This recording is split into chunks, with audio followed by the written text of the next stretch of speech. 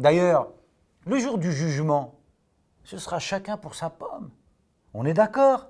On est d'accord.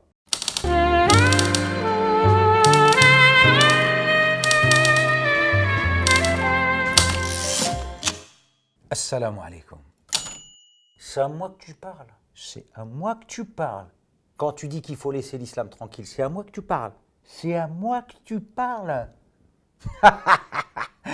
Alors toi, t'as cru que l'islam, c'était la religion de ta mère, hein? C'est ça?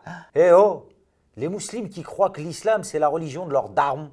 Je vous rappelle juste que dans cette même religion, et ça, tout le monde le sait, il est précisément dit que entre Allah et moi, il n'y a personne, aucun intermédiaire.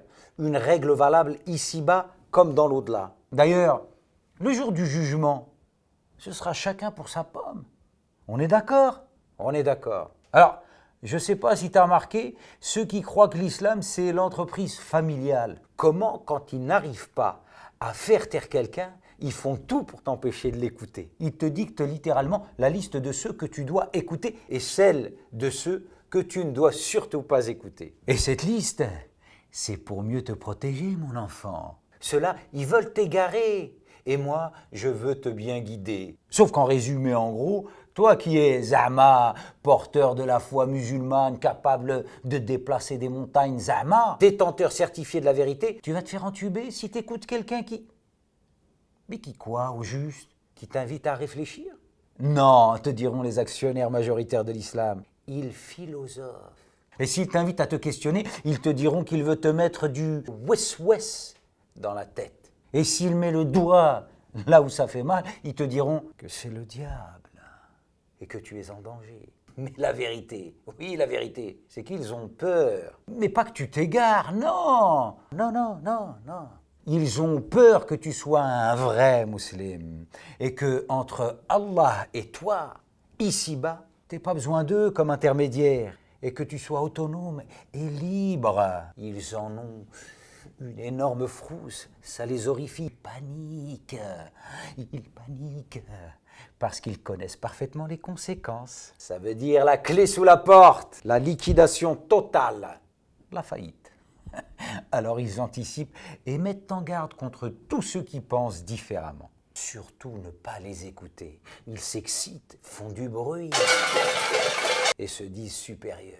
Dénigrent et insultent. Cette attitude n'est pas sans rappeler celle des polythéistes de la Mecque qui disaient aux gens « La tasma'u li hadha al-Qur'an walghaw fihi » et ceux qui avaient mécru dire « Ne prêtez pas l'oreille à ce Coran et faites du chahut pendant sa récitation afin d'avoir le dessus. » Après quoi, ils ont calomnié celui qui le récitait, le prophète sallallahu alayhi wa sallam lui-même, l'insultant de poète, sha'ir, de devin, kahin. Ce type de procédé, dont les auteurs constituent une belle bande de trouillards, n'a pas le moindre effet sur celui ou celle qui est capable de se forger un avis tout seul. Quant à toi, frérot, sœurette, crois-tu avoir les moyens de réfléchir par toi-même et être assez intelligent pour ça? Ou bien penses-tu qu'une tête,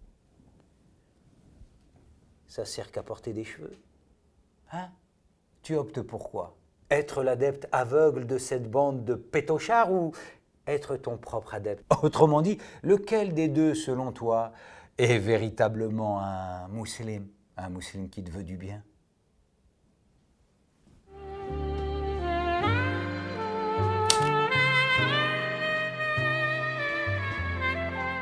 C'est à moi que tu parles.